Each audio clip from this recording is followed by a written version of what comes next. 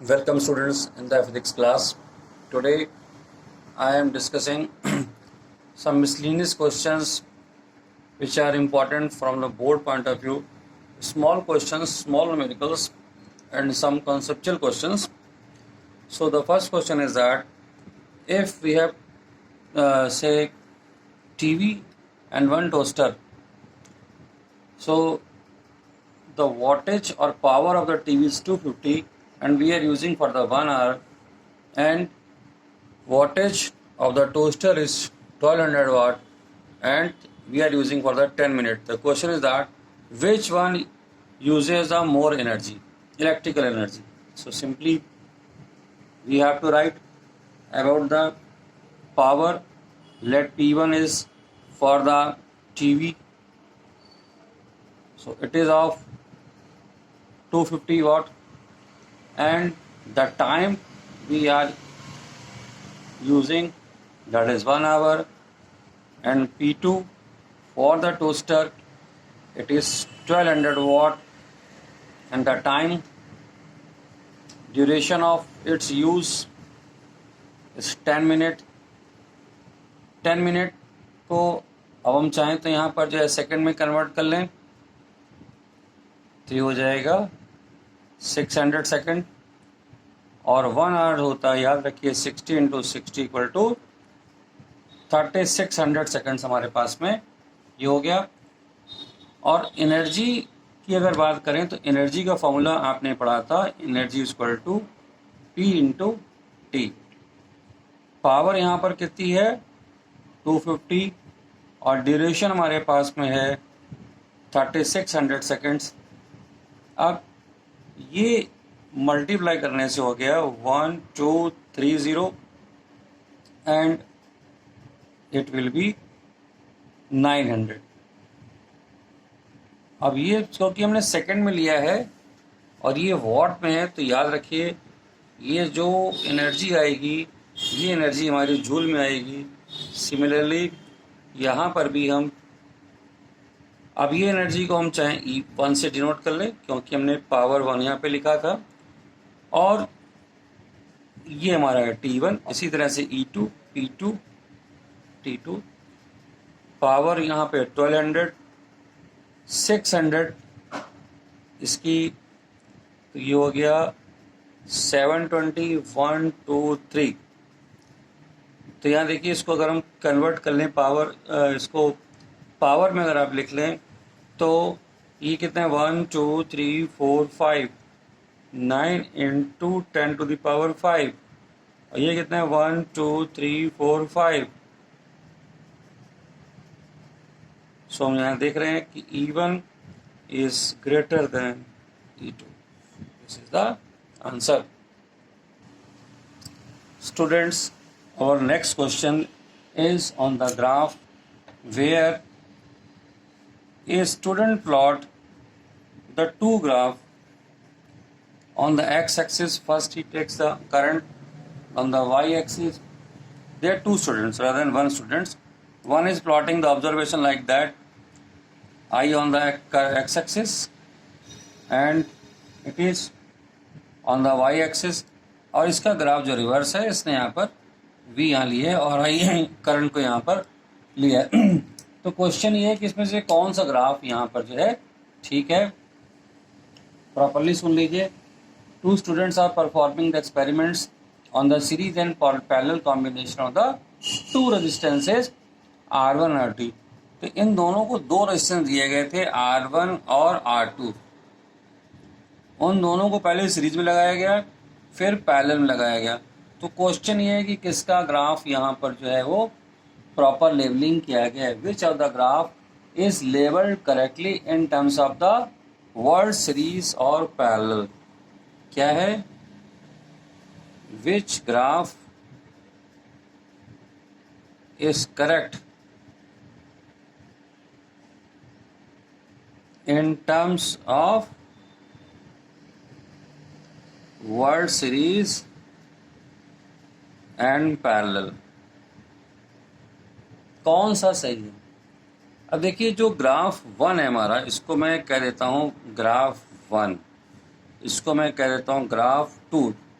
Graph में हम देख रहे हैं कि जो स्लोप है वो सीरीज में ज़्यादा दिखाई दे रहा है पैरेलल से, और हम जानते हैं सीरीज रेजिस्टेंस हाई होता है। तो कैसे लिखेंगे इसको हम लोग आंसर? तो हम इसके आंसर में बोलेंगे कि स्लोप ऑफ जो है रेजिस्टेंस सीरीज में ज़्यादा होता है। If we know resistance in series is high, ठीक है, सीरीज में ज़्यादा होता है।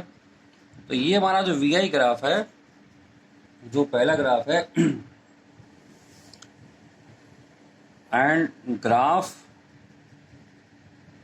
1 गिव्स द रेजिस्टेंस। मैंने आपको पहले ही बताया है कि ये ग्राफ जो होता है, जब v को हम लोग y एक्सिस पे प्लॉट करते हैं, i को x एक्सिस पे प्लॉट करते हैं, तो उस कंडीशन में हमको रेजिस्टेंस मिलता है। इसको याद रखिए। तो यहाँ पे रेजिस्टेंस मिल रहा है, तो ये दोनों यहाँ पर रेजिस्टेंस को ही रिप्रेजेंट कर रहे हैं। तो यहाँ दिखाई दे रहा है कि रेजिस्टेंस का ज़्यादा है क्योंकि सीरीज कॉम्बिनेशन में रेजिस्टेंस हाई होता है। और जो स्लोप है यहाँ पर वो हमको सीरीज के लिए ज़्यादा दिखाई दे रहा है, ठीक है। Slope of series graph is more than parallel. तो इसका मतलब है ग्राफ की प्लॉटिंग सही है। So hence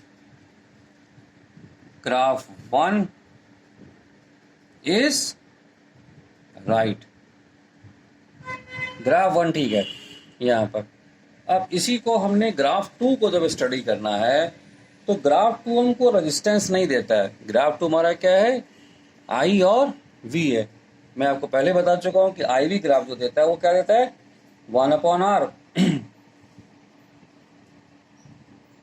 graph 2 gives the 1/r।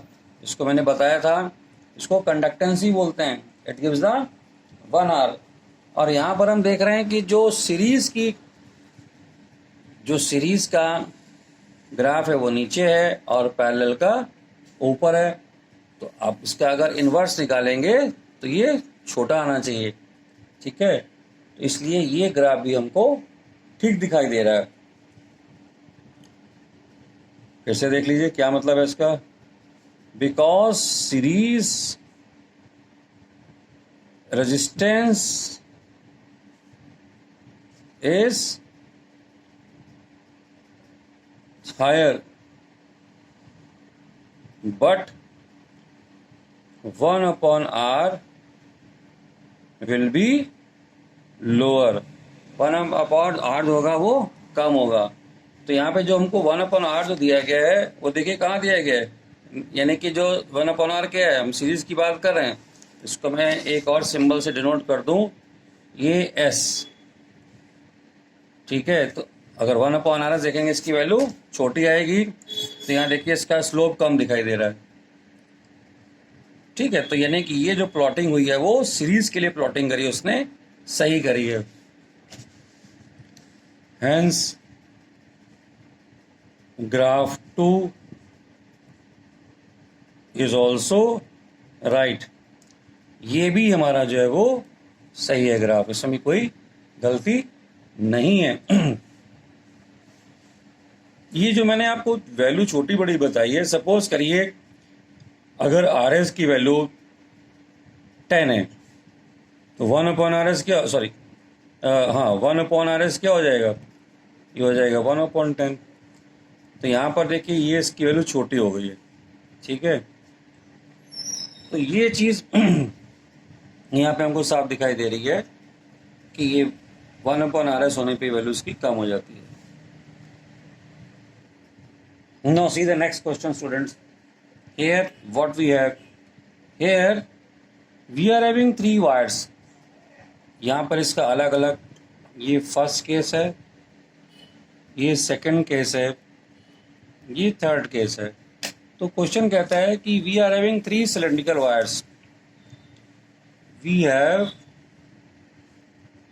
3 cylindrical wires, 3 wire हमारे पास में है of different cross section area and length, different area and length. देखिए जब भी एरिया वर्ड होगा याद रखिएगा ये क्रॉस सेक्शन एरिया की बात करते हैं हम। यहाँ पर कह रहा है अब कंपेयर करिए, यहाँ पर जो ज्योमेट्रिकल शेप है अलग अलग है, तो कह रहा है कंपेयर करिए, find the highest resistance of which wire. तो हमको बताना है कि सबसे ज्यादा रेजिस्टेंस यहाँ पर किस वायर का है। और कंडीशन यहाँ पर है मटेरियल इज सेम, सबके लिए ध्यान रखिएगा जो मटेरियल है हमारा वो इज सेम है, बस खाली थिकनेस और लेंथ उसकी अलग अलग हो गई है। तो वायर 1 के लिए अगर मैं रेजिस्टेंस देखूं तो R1 क्या हो जाएगा, रो, तो कि रेजिस्टेंस फार्मूला हमारे पास में क्या होता है, R equal to rho into L upon A, ये हमारा फार्मूला है रेजिस्टेंस के लिए। तो फर्स्ट वायर के लिए हमारे पास में है L की वैल्यू L ही है और एरिया की वैल्यू A ही है, तो ये आ गया हमारा फर्स्ट के लिए। R2 के लिए रो, लेंथ यहाँ पे हो गई है 12, एरिया यहाँ पे हो गया A/2, तो ये हो जाएगा हमारा 2L अपॉन A। ये 2 भी हमारा जो है इसको ऊपर जाना चाहिए, तो इसको लिख सकते हैं 4 रो L अपॉन A। इसको मैं अगर एक साथ कर दूं तो हम जानते हैं रो L अपॉन A क्या था, R1, तो R2 क्या बन गया, 4R1। सेकंड की बात आ गई। Now what about the third, third में देखिए क्या है, रो, लेंथ कितनी है L/2, एरिया कितना है 2A, तो ये कितना हो जाएगा, रो L upon 2 into 2 into A। अब इसको 1/4 को अलग कर दें, रो L अपॉन A, तो R3 क्या बन गया 1/4, और ये क्या था R1। अब देखिए जो R2 है वो R1 से 4 टाइम्स है, जो R3 है वो R1 से 1/4 है, तो यहाँ हाईएस्ट रेजिस्टेंस हमारा किसका निकल रहा है, R2 का। Therefore highest resistance is of, यहाँ पर जो हमको मिला है वो हमको किसको मिला है, R2 का, इसका रेजिस्टेंस सबसे ज्यादा मिल गया हमको। Now see the next question, क्या कहता है next question, a torch bulb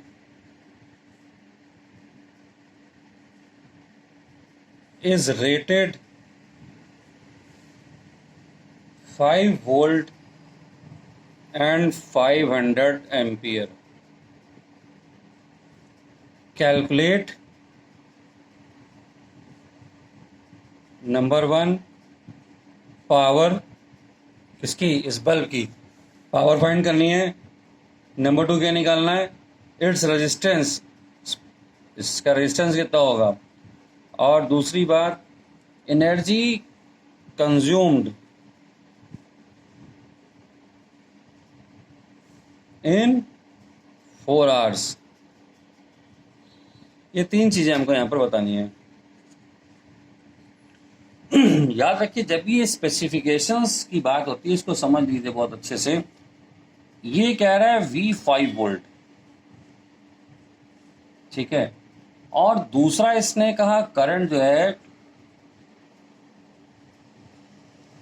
इसका मतलब ये है कि अगर इस टॉर्च के बल्ब को हम 5 वोल्ट का पोटेंशियल डिफरेंस देंगे तो ये 500 मिली एम्पियर की कहते हैं करंट यहाँ पे फ्लो करेगी।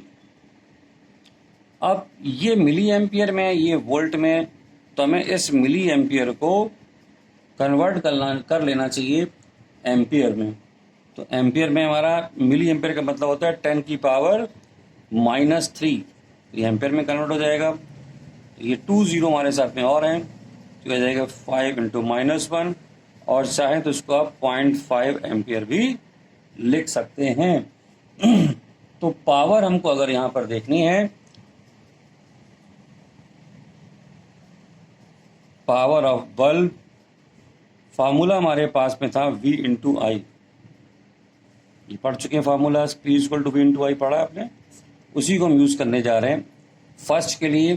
तो V हमारा है 5, ये है 0.5, तो हो जाएगा 2.5। यूनिट क्या लिखेंगे? वॉट। अगर आप इसको किलो वाट में करना चाहते हैं, क्योंकि कभी कभी हमें जो एनर्जी निकालनी होती है यूनिट में, तो वो किलो वाट में चाहिए होता है और टाइम हमको आवर में चाहिए होता है। वहाँ पर ये ध्यान रखिए, उस समय में हम लोगों को किलो वाट की रिक्वायरमेंट होती है। दूसरा क्वेश्चन इसने पूछा है आपसे कि रेजिस्टेंस बताइए। क्वेश्चन बहुत सिंपल है। रेजिस्टेंस वायर का क्या होगा? V/I, क्योंकि हमारे पास में ओम्स लॉ से फॉर्मूला था R = V/I। V हमको गिवन है कितना? 5। I कितना निकाला है? 0.5। तो ये हो जाएगा आपका 50/5, यानी 10 ओम रेजिस्टेंस यहाँ पर हो गया हमारे पास में इस वायर का। 10 ओम रेजिस्टेंस हमने यहाँ पर इसको निकाल लिया। तो R यहाँ पे कितना आ गया? 10 ओम। ओके। अब तीसरी चीज़ हमको यहाँ पर जो चाहिए थी कि एनर्जी, ये 4 घंटे में, अगर हमको यहाँ पे कह रहा है कि टाइम हमने 4 आवर अगर यूज़ किया है तो कितनी एनर्जी ये कंज्यूम करने वाला है। तो E हमारे पास में हो जाएगा P × T। पावर यहाँ पर हमने अभी कैलकुलेट करी थी 2.5 × 10⁻³ हम इसको किलो वाट में ही यूज़ करने जा रहे हैं। उसका रीज़न ये है कि energy, electrical energy kilo watt hour में ही मेंशन की जाती है, अनटिल अनलेस आपसे वो ये ना पूछे कि किसी हीटर को लगाया, बल्ब लगाया, कितने जूल एनर्जी कंज्यूम हुई है, तब हम इसको वाट में, और जब वाट यूज़ करेंगे याद रखिएगा उस समय टाइम हमारा सेकंड में होना चाहिए। ये गलती बहुत करते हैं आप लोग, अगर आपने वाट लिख लिया तो वहाँ आवर है तो उसको सेकंड नहीं करते हैं, और अगर वहाँ पे मिनट दे रखा है, यहाँ पे क्या कहते हैं वाट दे रखा है, आपको यूनिट पूछ रहा है, तो ये यूनिट कन्वर्जन बहुत ज़रूरी है। तो पावर हमारे पास में ये थी, और ये हो जाएगा हमारा 10 × 10⁻³ या 10⁻²। अगर पावर हटाना चाहते हैं तो ये 0.1 किलो वाट आर। याद रखिएगा ये energy unit kilo watt hour है। इसको आप यूनिट भी कह सकते हैं, जो कमर्शियल यूनिट हमारी इलेक्ट्रिसिटी की है वो इसको यहाँ पर ये कह सकते हैं। तो आंसर यहाँ पर आपका आ गया E = 0.01 किलो वाट आवर। अभी मैंने आपसे जो 2 बातें बोली हैं यहाँ पर कि जब